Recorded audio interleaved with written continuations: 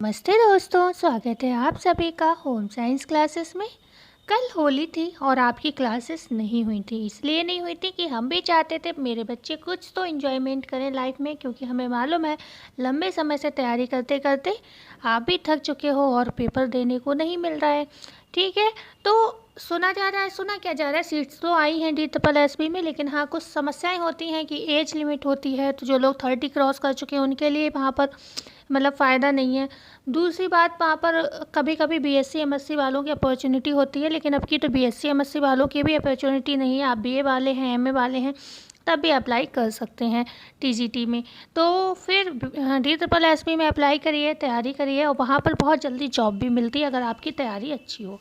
ठीक है, तो आप लोग तैयारी करते रहिए। और होली कैसी रही आपकी ज़रूर बताइएगा। मैं प्रेयर करूँगी जो भी आपके गॉड हैं उनसे, हमारे जो भी गॉड हैं, कि नेक्स्ट होली जो है वो आपकी खुद की सैलरी से सेलिब्रेट हो। ठीक है, तो इसी के साथ, इसी दुआ के साथ, इसी प्रेयर के साथ हम स्टार्ट करते हैं आज की क्लास। फर्स्ट क्वेश्चन है, बोर्ड पर देखिए आप। लंबी फूल सज्जा कहाँ के लिए उपयुक्त होती है? लंबी जो फूलों की सज्जा होती है उसकी बात हो रही है। घर के मध्य में, मेज पर, सी ऑप्शन है घर के कोने पर, डी ऑप्शन है अलमारी पर। तो जो लंबी फूल सज्जा होती है जिसमें हम लंबे पॉट्स कह सकते हैं और लंबी लंबी टहनियाँ, मान लीजिए ये पॉट है, ठीक है, ये बड़ा सा पॉट होता है और इसी में खूब सारी लंबी लंबी, मतलब फ़ोन की स्क्रीन तो छोटी है, नहीं तो मैं आपको बता दूं बहुत लंबी लंबी में फूलों की सज्जा की जाती है। ठीक है, जैसे कि पॉट भी बड़ा होता है और फूल की जो टहनियाँ होती हैं वो भी लंबी लंबी होती है। तो इस टाइप की जो डेकोरेशन है आप देखते होगे, और ये डेकोरेशन नॉर्मली हम देखते भी हैं, ये कहाँ होती हैं? घर के कोने में करते हैं हम लोग। ठीक है, कोने में लगाते हैं लंबे लंबे पॉट, लंबी लंबी टहनी इसको। ठीक है, तो फूलों की सज्जा की अगर बात आई है तो आप सभी जानते हो इसमें कुछ कला के तत्वों का भी यूज़ होना ज़रूरी है। क्यों? क्योंकि ये हमारी संस्कृति का द्योतक है। अगर आपसे पूछा जाए पुष्प सज्जा किस कला के अंतर्गत आएगा, तो ये सांस्कृतिक कला है। ठीक है, सांस्कृतिक कला तो है, लेकिन ये आती कैसे है? तो एक तो आपके पास अनुभव होना चाहिए। ये नहीं आप मतलब जन्म लिया और सब कुछ करके सीखते हो, तो ऐसा नहीं है। ये कैसे आती है? एक तो अनुभव से आती है, प्लस आपकी क्या, रचनात्मक योग्यता से आती है। रचनात्मक योग्यता से आती है क्या? पुष्प सज्जा का जो ज्ञान है ये रचनात्मक योग्यता प्लस अनुभव से आपके अंदर आता है। ठीक है, जब आप धीरे धीरे चीज़ें करते हो तो आप सीखने लगते हो, आपके एक्सपीरियंस में आ जाता है कि कहाँ पर क्या चीज़ अच्छी लगेगी। ठीक है, तो इसमें कुछ कला के तत्व और सिद्धांतों का भी उपयोग किया जाता है। सारे सिद्धांतों का, सारे तत्वों का उपयोग नहीं किया जाता, इसीलिए मैं आपको बता दूं। अगर बात हो इसमें तत्व, कला के कौन कौन से तत्वों का यूज़ किया जाता है, कला के कौन कौन से तत्व यूज़ किए जाते हैं, कितने तत्व होते हैं टोटल, आप कमेंट करके बताइए। उनमें से मात्र 3 का, एक तो रेखा का यूज़ किया जाता है। ठीक है, आप जानते हो रेखाओं के प्रकाश का भी बहुत महत्व होता है डेकोरेशन में। ठीक है, और स्वरूप, रेखा एवं स्वरूप, ओके, एवं स्वरूप मतलब आकार की बात हो रही है, किस आकार में हमें डेकोरेशन करनी है। एक तो ये पॉइंट हो गया तत्व में। दूसरा तत्व होता है स्पर्श। ठीक है, छूने में आपको किस तरीके के फ्लावर्स चाहिए, ठीक है, कैसे आप किस तरीके की डेकोरेशन, किस तरीके के फूलों का चुनाव कर रहे हो, उसका टेक्सचर देखना भी ज़रूरी होता है। थर्ड पॉइंट है रंग, कलर। ठीक है, तो ये 3 तत्वों का, कि फूलों का रंग भी बहुत महत्व रखता है।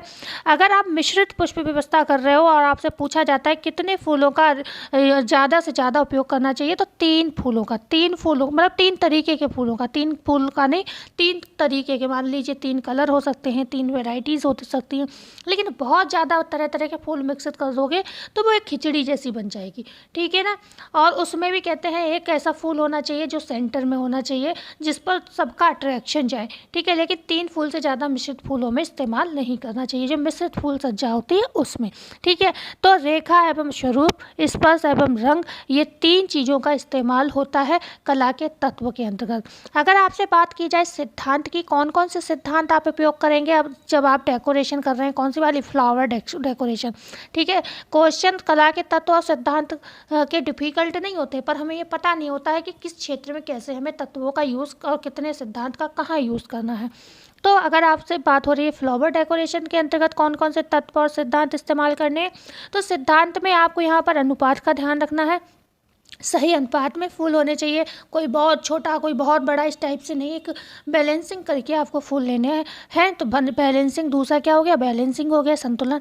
ठीक है, अनुपात का ध्यान रखना है, संतुलन का ध्यान रखना है, एक रिदम होना चाहिए, उसमें लय होनी चाहिए कि व्यक्ति की नज़र अगर जाए डेकोरेशन पर तो फिसलती चली जाए, उसकी अंत तक आपकी डेकोरेशन पर को देखता रहे वो। ठीक है, तो उसमें लय ज़रूर होना चाहिए। ठीक है, लय, बल का ध्यान रखना चाहिए, लय बल। ओके, बल का इसमें ध्यान रखना चाहिए। ये जो 3 तत्व हैं इनका बहुत उपयोग किया जाता है। ठीक है, दबाव होना चाहिए किसी ना किसी, मतलब एक ऐसी फ्लावर डेकोरेशन आप कर रहे हो लेकिन एक ऐसा तत्व उसमें ज़रूर लगाना चाहिए जो आप सब लोग उसको देखें अलग से, मतलब सेंटर में आनी चाहिए वो चीज़।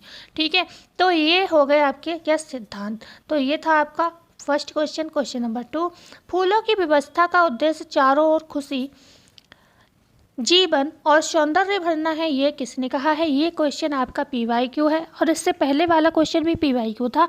हमने कुछ क्वेश्चन PYQs लिए हैं और कुछ क्वेश्चन खुद से बनाए हैं जो इम्पोर्टेंट थे। ठीक है, तो फूलों की व्यवस्था का उद्देश्य चारों ओर खुशी, जीवन और सौंदर्य भरना है, मतलब जीवन में खुशी और सौंदर्य भरना है। फूलों की व्यवस्था का अर्थ ये किसने कहा है, क्या AH रट ने कहा है, रहीना बेगम ने बोला है, श्री लक्ष्मी ने बोला है, या सुमति मुंदावी ने बोला है।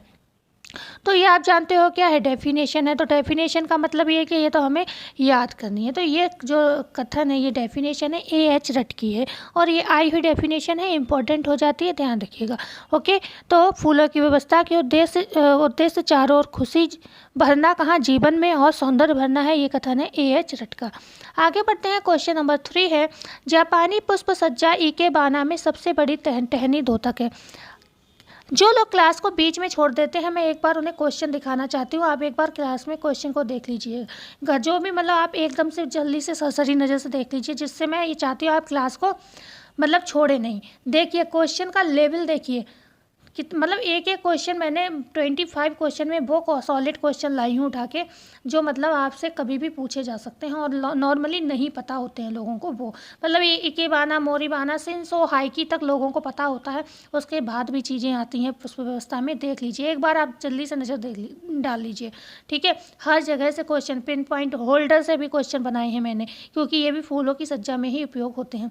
फूल को काटने में किस तरीके का यंत्र यूज़ करना है, फूलों को काटते समय उनका शेप कैसा रखना है, ठीक है, कितने प्रकार के फूलों का चुनाव करना ज़रूरी है डेकोरेशन में, जीवाणुओं की वृद्धि क्या होती है फूलों की डेकोरेशन में। एक एक क्वेश्चन इंपॉर्टेंट है, एक बार आप इस वीडियो को देख तो लीजिए, क्योंकि मैं उन लोगों के लिए मुझे स्टार्टिंग में ये काम करना चाहिए था, मैंने थोड़ी देर बाद किया, जिससे जो लोग क्लास छोड़ के चले जाते हैं उन्हें लगता है, हो सकता है स्टार्टिंग में आपके लेवल से अच्छे क्वेश्चन ना हो, मतलब आपकी तैयारी ज़्यादा अच्छी हो, जो आप लोग छोड़ के चले जाते हो, लास्ट में क्या होता है क्वेश्चन बहुत अच्छे अच्छे भी आते हैं, लेकिन आप लोग क्लास 5 मिनट देखते हो छोड़ देते हो, ये आपकी बहुत बड़ी गलती है, कहीं ना कहीं ये आपको बाद में पता चलेगी। ठीक है, तो क्वेश्चन नंबर 3 है, जापानी पुष्प सज्जा इकेबाना में सबसे बड़ी टहनी द्योतक है, क्या स्वर्ग की द्योतक है, या मनुष्य की द्योतक है, पृथ्वी की द्योतक है, या इनमें से कोई नहीं।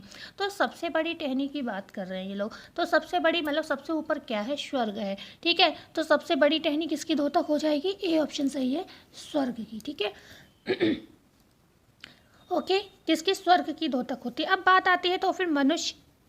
ठीक है, तो हाँ, जो ये स्वर्ग की द्योतक जो है इसे कहते हैं क्या, ये जो स्वर्ग की द्योतक है इसे कहते क्या है, सिन कहते हैं। ठीक है, सिन कहते हैं इसको, क्या कहते हैं, इसको सिन कहते हैं। जो सबसे बड़ी टहनी है उसे सिन कहते हैं, और ये स्वर्ग की द्योतक है। ओके, और इसे क्या कहते हैं, सबसे लंबी, अगर इससे पूछा जाए सबसे लंबी जो रेखा है कौन सी है, तो सबसे लंबी रेखा कौन सी है, सबसे लंबी रेखा कौन है, यही है सिन। ठीक है, सबसे लंबी रेखा कही जाती है सिन। और सबसे महत्वपूर्ण रेखा भी अगर आपसे पूछा जाए कौन सी है, तीनों में सबसे महत्वपूर्ण रेखा होती है ये वाली। ठीक है, कौन सी, सिन, जो कि स्वर्ग को प्रदर्शित करती है। ओके, अब बात आती है सो की। सो क्या है भाई, सेकंड नंबर पे आता है आपका सो। तो सो जो है वो ये मनुष्य को इंगित करती है, शो क्या करती है, मनुष्य को इंगित करती है, ये सेकंड रेखा होती है बड़ी। ठीक है, लास्ट की होती है पृथ्वी को जो इंगित करती है उसे हम कहते हैं हाई की। ओके, हाई की, इसे हम क्या कहते हैं, इसे हाई की कहते हैं। ओके, मनुष्य की जाति को प्रदर्शित करने वाली रेखा कौन सी है, तो वो सो है। पृथ्वी को प्रदर्शित करने वाली रेखा कौन सी है, तो वो हाई की हो जाती है आपकी। ओके, बढ़े आगे के क्वेश्चन पर। क्वेश्चन नंबर 4 है, इनमें से कौन सी पुष्प सज्जा नहीं है? क्या शोका नहीं है, मोरी बाना नहीं है, सोए बाना नहीं है, या इके बाना नहीं है? इनमें से कौन सी ऐसी है जो पुष्प सज्जा नहीं है? जल्दी से बताइए किसको पता है इस क्वेश्चन का आंसर। तो ऑब्वियसली आप जानते हो क्या है, शोका नहीं है। ठीक है, शोका नहीं है। बकाया मोरी बाना है, सोए बाना है, इके बाना है, ये पुष्प सज्जा के प्रकार हैं। ओके, पुष्प सज्जा के ये प्रकार हैं। अब बात कर लेते हैं ये इकेबाना की थोड़ी, क्योंकि ये बहुत आपके लिए इम्पोर्टेंट हो जाता है। तो इकेबाना क्या है? जो पुष्प सज्जा होती है वो क्या है, इकेबाना के नाम से पुकारी जाती है। कहाँ? जापान में। ठीक है, ये क्या है, पुष्प सज्जा आई जापान से। आप सबसे पहली बात तो ये याद रखो, जापान से आई। किसके समय में आई?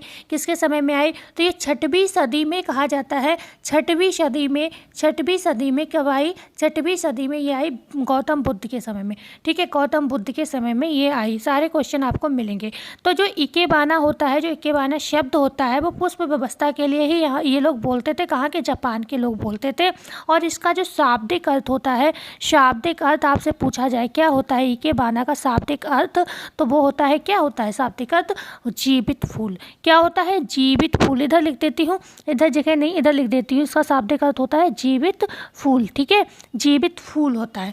क्या इतनी चीज़ आपको याद रहेगी? क्यों? क्योंकि वहाँ के जो लोग थे, जापानी जो लोग होते थे, वो क्या कहते थे, जो फूल होते हैं वो सचमुच जीवित मानते थे। और ये कहते थे अपनी जो अभिव्यक्ति है प्रभु के प्रति, भगवान के प्रति इनकी जो अभिव्यक्ति होती है, तो वो क्या मानते थे कि ये पुष्प माध्यम है हमारा मैसेज उनके पास पहुंचाने का। जैसे आज हम फ़ोन से एक दूसरे को कनेक्ट करके अपना मैसेज देते हैं, ऐसे ये सोचते थे कि जो फूल होते हैं, हम जितनी लंबी टहनी भगवान को अर्पित करेंगे, हमारा मैसेज उतनी जल्दी उनके पास पहुंचेगा। तो एक बहुत सारी लंबी लंबी टहनी के फूलों से मतलब भगवान जी को प्रेयर करते थे, मनाते थे। ओके, तो ये इकेबाना शब्द वहीं से आता है। ठीक है, ओके। मोरी बाना क्या है?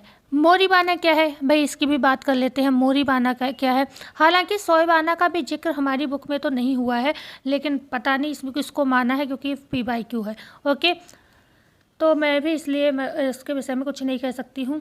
ओके, तो बात करते हैं मोरी बाना की। इकेबाना की भी बात की। मोरी बाना और नाजीरे। मोरी बाना नाजीरे दो चीज़ें ऐसी हैं, मोरी बाना, ओके, मोरी बाना और क्या एक आती है नाजीरे। नाजीरे, मोरी बाना और नाजीरे क्या हैं, ये आपसे अगर पूछा जाए तो ये क्या हैं, दो शैलियाँ हैं। क्या हैं? दो शैलियाँ हैं, दो प्रमुख शैलियाँ यही हैं। दो प्रमुख शैलियाँ पुष्प व्यवस्था की यही दोनों हैं। ये दोनों क्या हैं? शैलियाँ हैं पुष्प व्यवस्था की। हमेशा ध्यान रखना, मैरी बाना और नाजीरे। ये क्योंकि इकेबाना बहुत पूछा जाता है, तो आप सोचोगे कि अरे इकेबाना होगा, ऐसा नहीं है। जो प्रमुख दो शैलियाँ हैं वो मोरी बाना है और नाजीरे हैं। ठीक है, नाजीरे दो शैलियाँ हैं। ये कहाँ की हैं? ये जापान की प्रचलित शैलियाँ हैं पुष्प सज्जा के अंतर्गत। ठीक है, टोकोनामा क्या होता है? क्या कोई जानता है टोकोनामा? टोकोनामा क्या है? किसको किसको पता है टोकोनामा क्या है? तो टोकोनामा कह सकते हैं, जैसे हमारे यहाँ क्या होते हैं, भगवान के मंदिर होते हैं, महादेव के मंदिर होते हैं, इस तरीके से जो देव स्थल होते हैं ना, मंदिर टाइप होते हैं। ठीक है, मंदिर टाइप होते हैं और पुष्पों से सजे हुए ये घर होते हैं, उन्हें टोकोनामा कहते हैं। ठीक है, टोकोनामा, ये भी ध्यान रखिएगा, जो टोकोनामा होता है ये मंदिर होते हैं किस तरीके के, पुष्पों से सजे हुए। ठीक है, तो एक तरीके का स्थान है पूजा करने का, टोकोनामा। क्वेश्चन नंबर 5 है, फूलदान में फूलों को अधिक समय तक ताज़ा रखा जा सकता है। उसमें पानी में थोड़ी चीनी डालकर, पानी में थोड़ा नमक डालकर, फूलदान को धूप में रखकर, फूलदान को छाया में रखकर। तो हम क्या कर सकते हैं भाई, फूलों को जब मतलब लंबे समय तक आप ताज़ा रखने चाहते हो तो क्या करोगे, आप पानी में थोड़ा नमक डालकर रखोगे। बात कब हो रही है, ये भी चीज़ सेंटेंस हमेशा याद रखना, जब फूलदान में आप फूलों को अधिक समय तक ताज़ा रखना चाहते हो तब की बात हो रही है। अगर आपसे बात की जाए कि जब आप बगीचे में फूल काटने गए हो, उस समय फूल मुरझाए नहीं, ठीक है, क्योंकि बगीचे में या कह सकते हैं जो खेत होते हैं जहाँ पर फूलों की खेती होती है, अगर आप वहाँ से फूल काटने जा रहे हो तो हो सकता है आप पूरे दिन फूल काटो। तो ऐसे थोड़ी ना कि काट काट के आप उन्हें वहीं रख दोगे ज़मीन पे, फूल टूट जाएंगे, मुरझा जाएंगे धूप वगैरह में। तो वहाँ पर अलग सिस्टम होता है। और जो आप घर में फूलदान में सजाते हो, डेकोरेशन करते हो, उसमें तो आप नमक डालकर भी काम चला सकते हो। ठीक है, तो ये क्वेश्चन की लैंग्वेज पे ध्यान रखना। आगे वो भी बात करेंगे, जब आप बगीचे में फूल लेने जाते हो तब कैसे आपको रखना, वो भी सब क्वेश्चन में बात करेंगे। क्वेश्चन नंबर 6 है, निम्न में से जापानी पुष्प सज्जा कौन सी है? क्या इकेबाना है, मोरीबाना है, इनमें से दोनों है या फिर इनमें से कोई नहीं है? जल्दी से बताइए आंसर। तो ये दोनों ही क्या है, सज्जा का ही प्रकार है। ठीक है, इकेबाना में वो क्या करते हैं, वो अपनी मैसेज को भगवान तक पहुंचाते हैं जापानी लोग, इकेबाना में यही तो करते हैं। और मोरीबाना और नाजीरे के अंतर्गत वो अपनी डेकोरेशन करते हैं। ठीक है, शैलियाँ हैं सजाने का, तो ये दोनों ही पुष्प सज्जा से संबंधित हैं। ठीक है, तो ये दोनों ही सही हो जाएंगे। क्वेश्चन नंबर 7 है, पुष्प व्यवस्था का शाब्दिक अर्थ है पुष्पों से व्यवस्था, फूल पत्तियों की व्यवस्था, पुष्पों द्वारा की गई व्यवस्था, या फिर डी ऑप्शन पुष्प संयोजन। तो राइट आंसर होगा हमारा सी ऑप्शन, पुष्पों द्वारा की गई व्यवस्था को हम पुष्प व्यवस्था कहते हैं। क्यों? क्योंकि हम व्यवस्था से क्या मतलब जो हमारा गृह प्रबंधन है, तो वो भी उसका भी मतलब क्या होता है, व्यवस्था करना, मैनेजमेंट करना, यही तो होता है। ठीक है, गृह प्रबंधन का काम ही यही होता है, मैनेजमेंट करना। उसी तरीके से पुष्पों का भी मतलब ये होता है कि पुष्पों को सही तरीके से डेकोरेट करना, सही मतलब व्यवस्था लेकर चलना। ऐसे नहीं आप कोई भी फूल कहीं लगा दो तो आपका घर अच्छा लगेगा, नहीं, बेकार हो जाएगा। हर जैसे कि अब देखते हो आप, हल्दी का फंक्शन होता है तो आप येलो कलर के फूलों से डेकोरेशन करते हो। ठीक है, मेहंदी का होता है तो आप उसमें थोड़ा ग्रीनी कलर की लीव्स वगैरह का भी यूज़ करते हो, इस टाइप की चीज़ों का ज़्यादा महत्व देते हो, ग्रीनी ग्रीनी लगता है वो थोड़ा। तो हर चीज़ का, जो आपका शादी का होता है डेकोरेशन, उसमें पिंक शेड्स होते हैं, रेड शेड्स होते हैं, पर्पल शेड्स होते हैं, जो शांति ठंडक वगैरह प्रदान करते हैं। तो हर जगह डेकोरेशन का मतलब थोड़ा चेंज हो जाता है, हर जगह फूलों का कलर चेंज हो जाता है। क्यों? क्योंकि ये एक तरीका है पुष्पों की व्यवस्था का। ओके, क्वेश्चन नंबर 8 है, पुष्प व्यवस्थित करने से आनंद की प्राप्ति होती है, पुष्प व्यवस्था पूर्ण होने पर संतुष्ट प्राप्त होता है। ये कथन कैसा किसका है? क्या ये फ्लोरेंस का है, या बनीता यादव का है, या सी ऑप्शन अर्नाल्डो का है, या फिर डी ऑप्शन सुडोल का है? किसका है, जल्दी बताइए। तो ये भी एक डेफिनेशन है जिसे आपको याद कर लेना है। ये कथन किसका है? ये कथन है फ्लोरेंस महोदय का। ठीक है, पुष्प व्यवस्थित करने से आनंद की प्राप्ति होती है, पुष्प व्यवस्था पूर्ण होने पर संतुष्टि प्राप्त होती है। ये कथन फ्लोरेंस महोदय का है। ओके, क्वेश्चन नंबर 9 है, व्यक्ति के जीवन में पुष्प सज्जा का महत्व है। क्या ए ऑप्शन है स्वास्थ्य व सौंदर्य के दृष्टिकोण से, या बी ऑप्शन है मनोवैज्ञानिक व सजावट के दृष्टिकोण से, सी ऑप्शन है व्यक्तित्व व संतुष्टि व आर्थिक दृष्टिकोण से, या डी ऑप्शन उपर्युक्त सभी। अब मैं आपको ये चीज़ बता दूं कि स्वास्थ्य अलग पॉइंट है, सौंदर्य अलग पॉइंट है, मनोवैज्ञानिक और सजावट अलग पॉइंट है, व्यक्तित्व और संतुष्टि और आर्थिक ये दृष्टिकोण अलग अलग हैं तीनों। लेकिन मैंने ये क्वेश्चन आपको, क्योंकि 4 ऑप्शन देने होते हैं, तो इसलिए मैंने एक में ही समेट दिया, और एग्जाम में भी ठीक ऐसे होता है, इसलिए आपको सारे पता होने चाहिए। अगर आपसे पूछा जाए जो आप पुष्प व्यवस्था करते हो वो उसका महत्व क्या है, तो स्वास्थ्य भी ज़रूरी है, और सौंदर्य, हेल्थ के पर्पज़ से भी हम कभी भी किसी मरीज को देखने जाते हैं तो बुके लेकर जाते हैं। ठीक है, क्यों? उसको अच्छा फील कराने के लिए उसको फूल देते हैं। कोई खुशी में होता है तब भी फूल देते हैं। क्यों देते हैं भाई? एक तो उसको मतलब एक पॉजिटिव एनर्जी मिलती है, फ्लावर्स की जो स्मेल होती है, उसकी जो खूबसूरती है उसे देखकर, तो उसके बाद वो खूबसूरती की वजह से वो सुंदर दिखते हैं। ओके, डेकोरेशन में भी सुंदर दिखाने के लिए हम मतलब डेकोरेशन करते हैं। तो क्या ये दोनों दृष्टिकोण हो गए पॉजिटिव। मनोवैज्ञानिक, साइकोलॉजिकल, जहाँ पर आपको मतलब क्या होता है, फ्रेश स्मेल मिल रही है, सुंदरता मिल रही है, वहाँ पर आपकी साइकोलॉजी भी कहीं ना कहीं पॉजिटिव होगी। जहाँ का माहौल पॉजिटिव होगा वहाँ पर आपको पॉजिटिविटी मिलनी जायज़ है। ठीक है, जैसे कि आप ये नोटिस करना, अगर आपके रिलेशन में कुछ ऐसे लोग हों जिनके घर में बहुत सीलन टाइप का लगे, आपको बहुत ज़्यादा मतलब घर में आपको देख के लगे कि बहुत टाइम से वाइट वॉश वगैरह भी नहीं कराया है, कुछ नहीं कराया है, तो उनके घर में आप जाओगे तो हमेशा आपको किचकिच महसूस होगी। क्योंकि वो जो मतलब उनको निगेटिव एनर्जी कहाँ से मिल रही है, उनका जो घर का वातावरण है, ठीक है, वो उससे मिल रही है। ओके, तो ये चीज़ें भी बहुत इफेक्ट डालती हैं। तो साइकोलॉजी पर घर अगर अच्छा नहीं है तो हमारा जो मेंटल लेवल होता है ना, वो भी इफेक्ट करता है। ठीक है, सजावट के दृष्टिकोण से तो आपको जानते हैं फ्लावर होते ही महत्वपूर्ण है। ठीक है, सजावट से ही सुंदरता आती है, और व्यक्तित्व को भी निखारते हैं। जो फूल होते हैं, जितने अच्छे फूलों से डेकोरेशन करोगे आपकी पर्सनालिटी अच्छी दिखेगी वहाँ पर। ओके, और संतुष्टि भी प्रदान करते हैं, और आर्थिक दृष्टिकोण से भी जो होती है फ्लावर डेकोरेशन महत्वपूर्ण होती है। तो डी ऑप्शन यहाँ पर राइट हो जाएगा। ओके, क्वेश्चन नंबर कुछ ऑप्शन ऐसे हैं जिन पर मैं इतना इसलिए बोल रही हूँ कि जब मैं ज़्यादा बोलती हूँ तो आपके कानों में आवाज़ जाती है और आप उस चीज़ को समझ लेते हो, याद रहता कुछ समय तक। अगर मैं एकदम आंसर बोलूँ और निकल जाऊँ तो आप भी निकल जाओगे, फिर आप वो चीज़ याद नहीं कर पाओगे। आप ठहरते तभी हो जब मैं थोड़ा एक्स्ट्रा बोलती हूँ क्वेश्चन पर, नहीं आप भी मेरे साथ वीडियो के साथ निकल जाओगे तो आप खुद नहीं पढ़ पाओगे। जब मैं वीडियो रोकती हूँ, थोड़ी देर बोलती हूँ, तो आप भी उसको देखते हो आँखों से कि हाँ क्या लिखा हुआ है, ठीक है। तो इसलिए भी कभी कभी थोड़ा बोलना पड़ता है जब क्वेश्चन ऐसा लगता है इंपॉर्टेंट है। क्वेश्चन नंबर 10 है, निम्न में से एक पुष्प सज्जा की शैली नहीं है। ए ऑप्शन प्रारंभिक अमेरिकन शैली, बी ऑप्शन कॉलोनियल व फेडरल क्लासिक शैली, सी ऑप्शन जापानी व आधुनिक शैली, डी ऑप्शन रिनेसेंस व बारोक शैली। ठीक है, निम्न में से एक पुष्प सज्जा की इनमें शैली कौन सी नहीं है। अगर आपको यहाँ पर फर्नीचर वाली शैलियाँ पता होंगी तो आप समझ जाओगे कि यहाँ पर कौन सी नहीं है, ठीक है।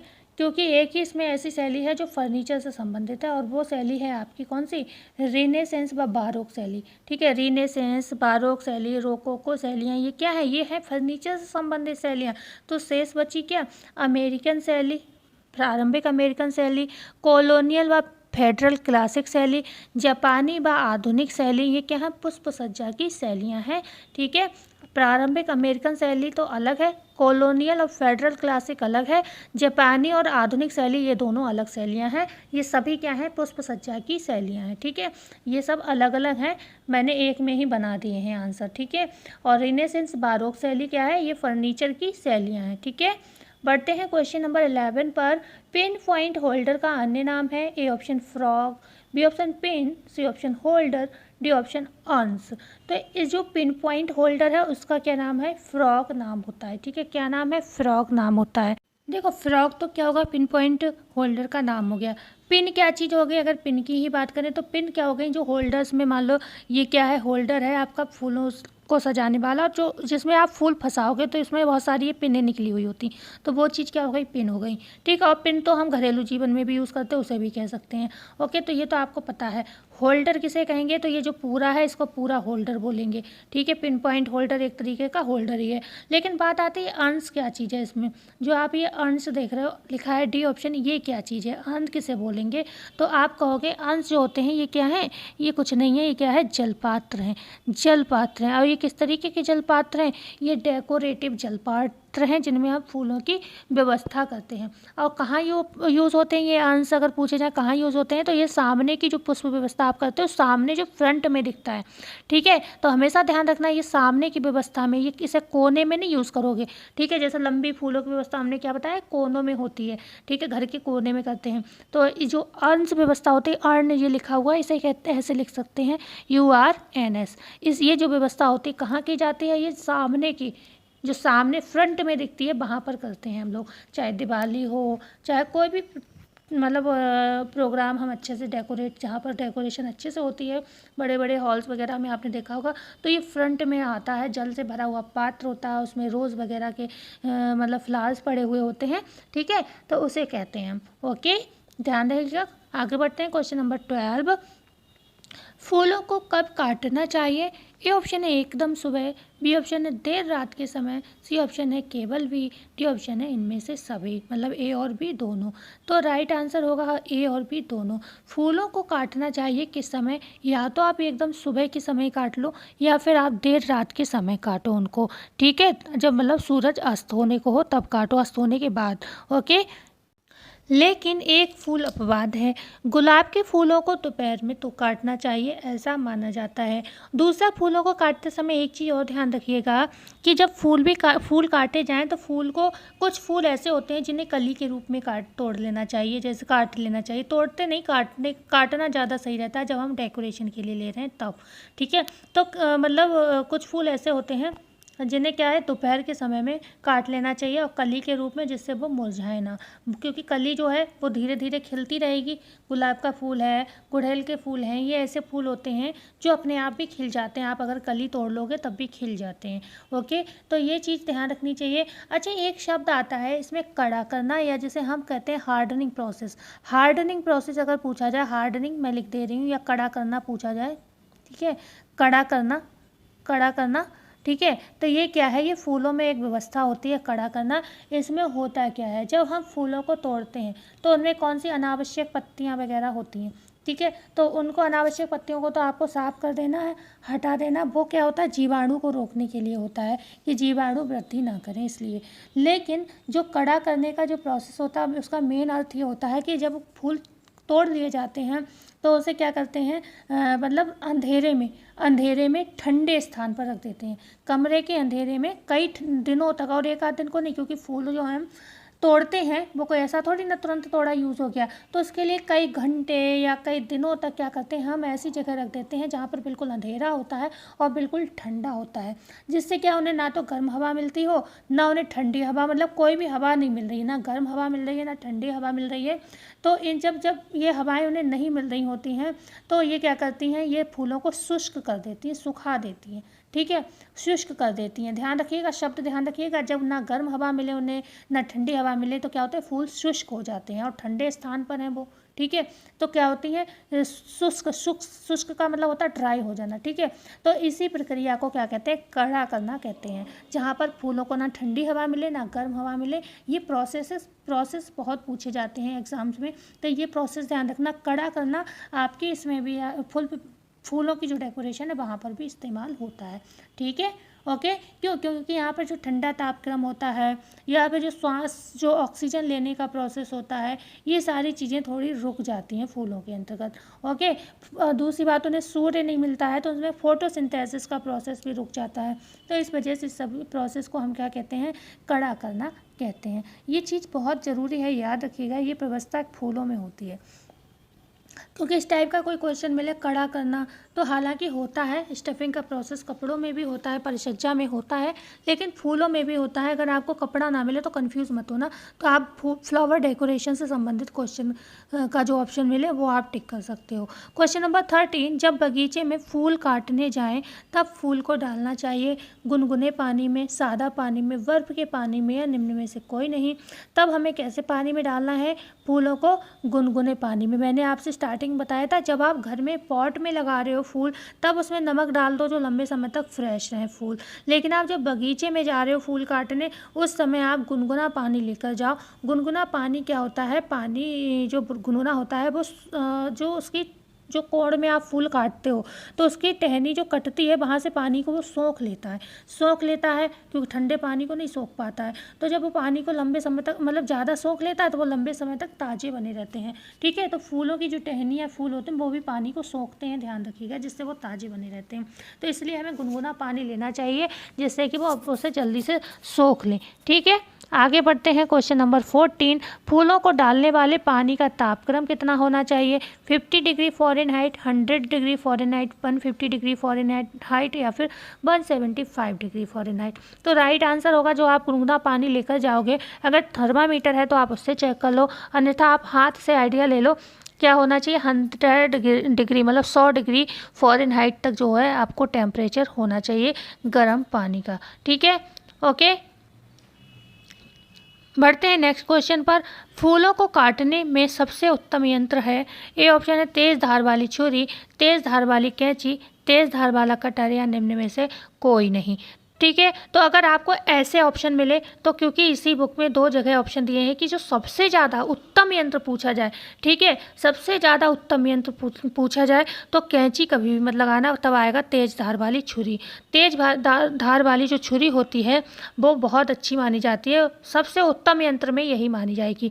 लेकिन आपको ऑप्शन मिल जाए कभी ए बी वाला कि तेज धार वाली छुरी या तेज धार वाली छुरी ऑप्शन ना मिले, तब आपको तेज धार कैंची भी आंसर लगा देना है। ठीक है, सेकंड ऑप्शन में ये मान लो आपके पास छुरी नहीं अवेलेबल है तो आप कैंची का इस्तेमाल कर सकते हो, लेकिन तेज धार वाली हो जिससे एक बार में कट जाए, डंठल पर इफेक्ट ना पड़े, टेढ़ा मेढ़ा डंठल ना कटे।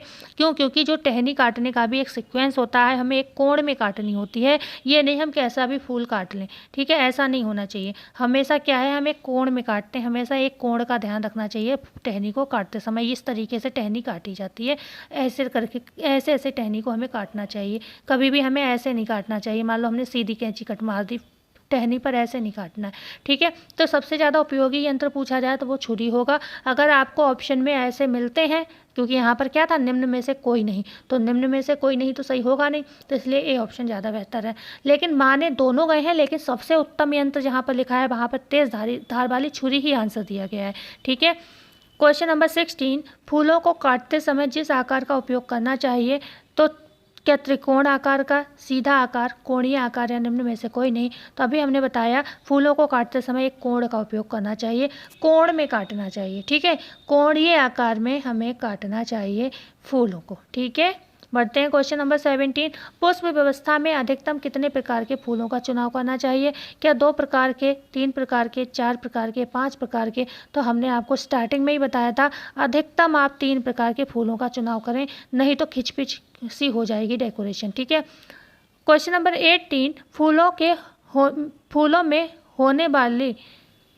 होने वाली यहाँ पे फूलों में होगा, होने वाले जीवाणुओं की वृद्धि को रोकने के लिए करना चाहिए, पानी में नमक मिला देना चाहिए, पानी में रसायन मिला देना चाहिए, पूर्ण पत्तियाँ निकाल देना चाहिए, या डी ऑप्शन उपर्युक्त तो सभी। तो यहाँ पर डी ऑप्शन पर मत चले जाना, आंसर गलत हो जाएगा, ठीक है। तो यहाँ पर क्या करना है आपको, जीवाणुओं की वृद्धि को रोकने के लिए सबसे पहले आपको करना है क्या, क्योंकि हमने बताया जब आप फूल तोड़ने जाएं तो गुनगुने पानी में डालें, लेकिन गुनगुने पानी में डालने से पहले आप क्या करेंगे, जो पत्तियां वगैरह हैं उन्हें निकाल देंगे। जब आप पत्तियां निकाल दो, क्योंकि पत्तियां सड़ने लगेंगी पत्तियां, तो क्या है, जीवाणुओं की वृद्धि होगी, जीवाणुओं की वृद्धि होगी, फूलों को, डंठल को वो सड़ा देंगी, ठीक है, पत्तियों के साथ। इसलिए क्या करना है, जीवाणुओं की वृद्धि को रोकने के लिए आप पहले पत्तियों को तोड़ दें, उसकी निकाल दें, तब आप जाके क्या करें, गुनगुने पानी में फूलों को डाल दें। क्वेश्चन नंबर 19 है, नीचे फूलदान में किस प्रकार की व्यवस्था की जा सकती है? क्या लंबी पुष्प व्यवस्था, बी ऑप्शन है मध्यम व्यवस्था, सी ऑप्शन ऊंची व्यवस्था, या डी ऑप्शन उपर्युक्त सभी। ओके, तो जो नीचे फूलदान, देखो फूलदान हमने आपको लगभग 3 तरीके के हम जानते होते हैं, ठीक है। अभी बताए तो नहीं है किसी वीडियो में, क्योंकि हमने फ्लावर डेकोरेशन कोई वीडियो तो पढ़ी नहीं है, एक्सप्लेनेशन क्लास, हम तो डायरेक्ट MCQs कर रहे हैं ना, प्रैक्टिस ही तो कर रहे हैं, हम चैनल पर प्रैक्टिस करा रहे हैं। वीडियोस आप लोग देखते नहीं हो तो मैं बनाती नहीं हूँ, तो मैं सिर्फ यही वाली वीडियोस बनाती हूँ, प्रैक्टिस वाली। तो मैंने कोई क्लास में आपको फ्लावर डेकोरेशन पढ़ाया तो नहीं है, लेकिन भविष्य में ज़रूर पढ़ाऊँगी, ठीक है। तो उसमें क्या होते हैं, 3 तरीके के पॉट हम यूज़ करते हैं। एक तो लंबे पॉट होते हैं, कैसे, एक तो होते हैं लंबे पॉट, ठीक है, ये मान लो लंबे पॉट हैं तो इसमें लंबी लंबी डेकोरेशन की जाती है, लंबे में छोटी डेकोरेशन नहीं होती। एक होते हैं मध्यम पॉट, ठीक है, एक होते हैं मध्यम पॉट, मैं ऐसे ही बना दे रही हूँ, तो उसमें हम क्या है, मीडियम डेकोरेशन करते हैं। लेकिन एक होते हैं छोटे पॉट, ठीक है, छोटे छोटे पॉट होते हैं, एक प्लेट की तरह हो सकते हैं, कुछ भी मटकी की तरह हो सकते हैं, कई तरीके के पॉट्स उसमें आते हैं। तो उसमें आप छोटे छोटे फूल वाली डेकोरेशन भी कर सकते हो, आप उसमें बड़े बड़े फूल वाली डेकोरेशन भी कर सकते हो, या फिर आप उसमें बड़ी बड़ी टहनी वाली भी डेकोरेशन, मतलब तीनों को कर सकते हो।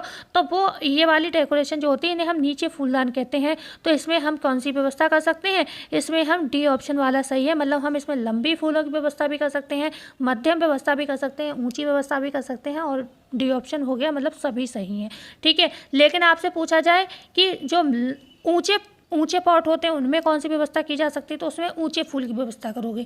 मध्यम जो पॉट होते हैं उनमें कौन सी फूलों की व्यवस्था करोगे, तो उसमें मध्यम फूलों की व्यवस्था करोगे, मतलब बहुत ज़्यादा लंबे नहीं, मीडियम फूलों की व्यवस्था करोगे। लेकिन जो सबसे छोटे पॉट होते हैं उनमें आप हर तरीके की डेकोरेशन कर सकते हो, ये बहुत ज़्यादा अच्छी व्यवस्था मानी जाती है, क्योंकि उसमें हर तरीके के फूल का आप यूज़ कर सकते हो। ओके, क्वेश्चन नंबर 20 है, जापानी पुष्प सज्जा समर्पित थी जैन धर्म को, बौद्ध धर्म को, क्रिश्चियन धर्म को, ईसा मसीह को।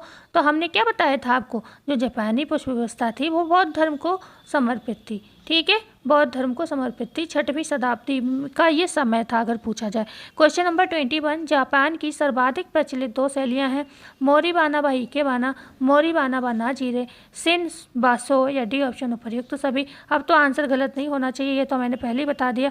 जो जापान की सर्वाधिक प्रचलित 2 शैलियाँ हैं वो मोरीबाना व नाजीरे हैं, ठीक है, क्या है, मोरीबाना व नाजीरे हैं। ओके, बढ़ते हैं क्वेश्चन नंबर 22, शिन जो पुष्प व्यवस्था में सबसे लंबी व महत्वपूर्ण रेखा होती है कितने डिग्री का कोण बनाती है? ये बहुत इंपॉर्टेंट है, ध्यान से सुनिएगा सब, ठीक है। तो देख लीजिए एक बार ऑप्शन, जो लंबी व्यवस्था है सिन कहते हैं उसको, ये तो पता ही होगा। तो इसमें कोण पूछा गया है क्या 45 डिग्री का या 90 डिग्री का या 75 डिग्री का या फिर 100 डिग्री का।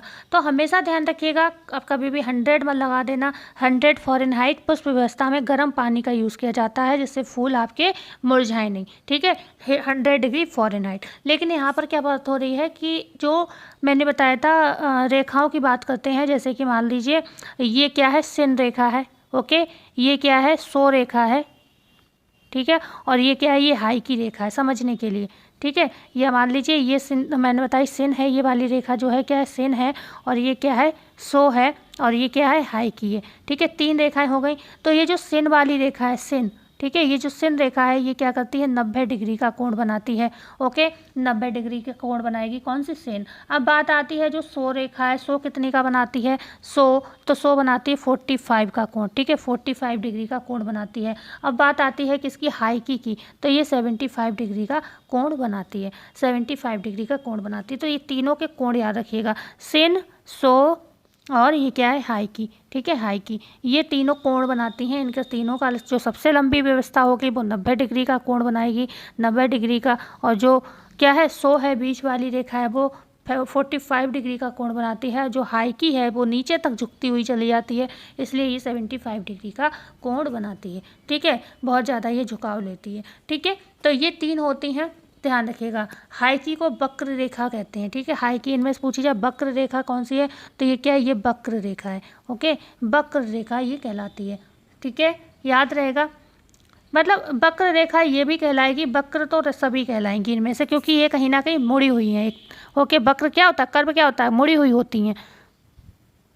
देखो मैं यहाँ पर एक चीज़ बताऊंगी, क्योंकि 2 रेखाएं हैं जो मुड़ती हैं, तो ये वक्र रेखा हो गई, ठीक है, और ये वक्र रेखा हो गई, 2 वक्र रेखा। लेकिन एक जो लंबी रेखा है जिसे हम सिन कहते हैं, ये खड़ी रेखा है, ठीक है। तो ये भी क्वेश्चन पूछा जा सकता है, वक्र रेखा कौन सी है।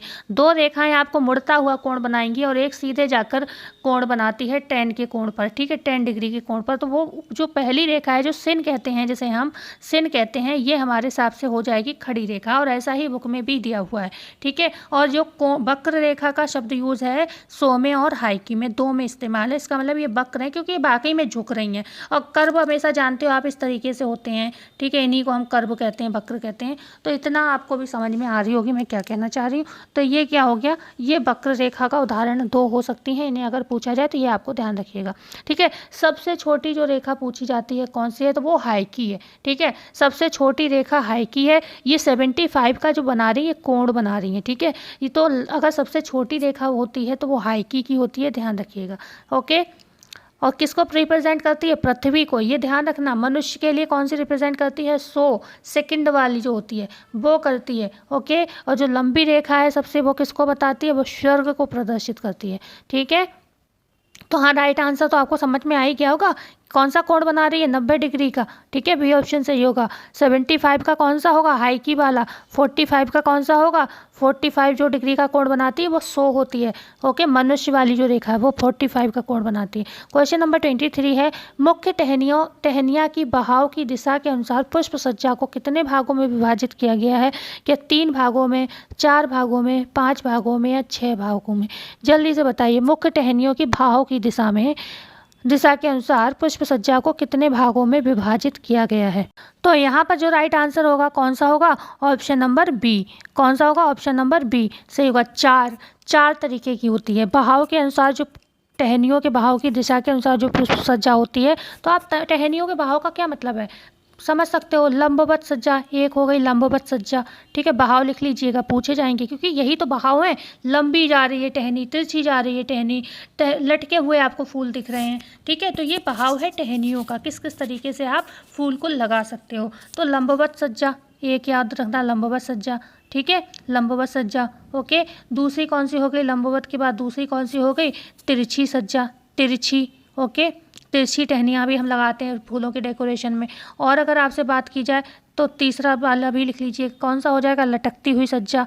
लटकती हुई फूलों को हम लगाते हैं, देखा भी होगा आपने, बेल वगैरह होती हैं वो लटकती हुई सी होती है, नहीं होती हैं, ठीक है। और एक कौन सी होती है, फोर्थ नंबर की जो होगी वो कौन सी होती है, तैरती हुई, ठीक है, तैरती हुई। या फिर इसके बाद साथ ही साथ कह सकते हैं चपटी पुष्प सज्जा, ओके, चपटे चपटी डिज़ाइन की जो डेकोरेशन होती है वो, ठीक है। तैरती चपटी हुई पुष्प सज्जा, लटकती हुई पुष्प सज्जा, लंबवत सज्जा, तिरछी सज्जा, ये क्या है, टहनियों के बहाव की दिशा के अनुसार पुष्प सज्जा को विभाजित किया है 4 तरीके से, ये 4 प्रकार हैं, ओके। क्वेश्चन नंबर 24 है, पुष्प व्यवस्था के प्रकार हैं। ए ऑप्शन रेखीय डिजाइन व समूह शैली व्यवस्था, बी ऑप्शन मिली जुली व्यवस्था, सी ऑप्शन लघु व्यवस्था, या डी ऑप्शन उपर्युक्त सभी। तो जो राइट आंसर क्या होगा हमारा, डी ऑप्शन उपर्युक्त सभी। जो पुष्प व्यवस्था के प्रकार हैं वो रेखीय डिजाइन में पुष्प व्यवस्था, पूरा लिख देती हूँ, बता देती हूँ, रेखीय डिजाइन में पुष्प व्यवस्था, दूसरा है क्या, समूह शैली में व्यवस्था, ठीक है, समूह शैली में व्यवस्था, तीसरा है मिली जुली व्यवस्था, और चौथा क्या है, लघु व्यवस्था। तो पुष्प व्यवस्था के प्रकार भी कितने हैं, 4 हैं, ठीक है। टहनियों की बहाव की दिशा में, मतलब टहनियों की डेकोरेशन जो होती है कि किस तरीके से आपने फूलों को लगाया, वो भी 4 प्रकार हो गए, हमने क्या क्या बताए थे, लंबवत सज्जा, तिरछी सज्जा, लटकती हुई सज्जा, तैरती हुई सज्जा। पुष्प व्यवस्था के प्रकार पूछे जाएं कितने हैं, तो भी 4 हैं। कौन से, रेखीय डिजाइन की व्यवस्था, ठीक है, रेखीय डिजाइन की पुष्प व्यवस्था, दूसरा क्या है, समूह शैली की व्यवस्था, मैंने ये दोनों एक में लिख दिए हैं आपको बताने के लिए, ओके। बी क्या है, मिली जुली पुष्प व्यवस्था, आप मिले जुले पुष्पों का यूज़ कर लो, ठीक है, टहनियों का यूज़ कर लो। सी ऑप्शन है लघु व्यवस्था, जब आप एक बड़ा अरेंजमेंट करते हो तब की व्यवस्था। तो डी ऑप्शन यहाँ पर सही हो जाता है। ये चारों ऑप्शन याद रखना, 4 प्रकार की व्यवस्थाएं होती हैं। क्वेश्चन नंबर 25 है, रेखीय डिजाइन की पुष्प व्यवस्था किस शैली का मिला जुला रूप है, क्या दक्षिण पूर्वी शैली का, पूर्व पश्चिमी शैली का, सी ऑप्शन उत्तर व पूर्वी शैली का, या डी ऑप्शन दक्षिणी व पूर्वी शैली का। तो जो राइट आंसर होगा, जो रेखीय डिजाइन की पुष्प व्यवस्था होती है वो पूर्वी व पश्चिमी शैली की पुष्प व्यवस्था है, और बहुत इंपॉर्टेंट है, ये ध्यान रखिएगा, ओके। ऐसे क्वेश्चन पूछ लिए जाते हैं। तो क्लास कैसी लगी हमें ज़रूर बताइएगा। हमने एक बार भी आपसे नहीं बोला आप चैनल सब्सक्राइब करें, लेकिन मुझे उम्मीद है इस चैनल को आपको ज़रूर सब्सक्राइब करना चाहिए। अगर आप MCQs प्रैक्टिस के साथ साथ आप एक्स्ट्रा नॉलेज चाहते हो, बिना बड़ी बड़ी थ्योरी को पढ़े, क्यों, क्योंकि जो क्वेश्चन से ही क्वेश्चन निकलते हैं, जब आपको क्वेश्चन से क्वेश्चन निकल रहे हैं तो थ्योरी आप पढ़ो, हम ये तो कभी नहीं कहेंगे आप पढ़ो नहीं, थ्योरी जो होती है आपका बेस क्लियर करती है, कॉन्सेप्ट क्लियर करती है, वो भी पढ़ो। लेकिन आपको थोड़ा भी आपने पढ़ लिखा रखा है, उसके बाद आपको क्वेश्चन मिल रहे हैं, क्वेश्चन से भी आपको ऑप्शन बहुत सारे एक साथ ही मिल जा रहे हैं, तो आपकी तैयारी बहुत अच्छी होती है, ठीक है। मतलब आपको कहीं और पढ़ना नहीं है। जैसे मान लो अभी हमने महत्व को बताया, ठीक है, हमें 1 बता देती और 3 आपको पता ही नहीं होते, तो होता ना कि आपको अलग से जाकर उसको ढूंढना पड़ता, ओके। जैसा भी मैंने प्रकार बताए, मैं सीधे लिख के छोड़ देती कि पुष्प व्यवस्था के कितने प्रकार होते हैं, लिख देती 4 प्रकार हैं, और ये नहीं बताती कौन कौन से होते हैं, ठीक है। तो आपकी क्लास अधूरी रह जाती है, वो प्रकार आप ढूंढते बुक में बैठ के। तो ऐसा नहीं, मैं पूरा का पूरा आपको ये भी बताती चल रही हूँ कि कितने प्रकार होते हैं, ये भी बताती चलती हूँ कि कौन कौन से प्रकार होते हैं, ठीक है। उसके अंदर भी कुछ मिलता है इंपॉर्टेंट, वो भी बता देती हूँ। तो ऐसी क्लास तो आपके लिए ज़रूर सब्सक्राइब करनी चाहिए, क्यों, क्योंकि नोटिफिकेशन मिलता रहेगा तो आपको सारी क्लासेस मिलती रहेंगी, और सारी क्लासेस आप देखोगे तो आपकी तैयारी अच्छी होती रहेगी, ओके। क्योंकि नौकरी लेना बहुत कर्रा काम है आज के समय में, कितनी भी मेहनत कर लो कम है, ठीक है। तो मिलते हैं ऐसे ही वीडियो में, अच्छा लगे तो ज़रूर सब्सक्राइब करिएगा, लाइक करिएगा, कमेंट करिएगा अच्छे अच्छे, और जब तक के लिए धन्यवाद।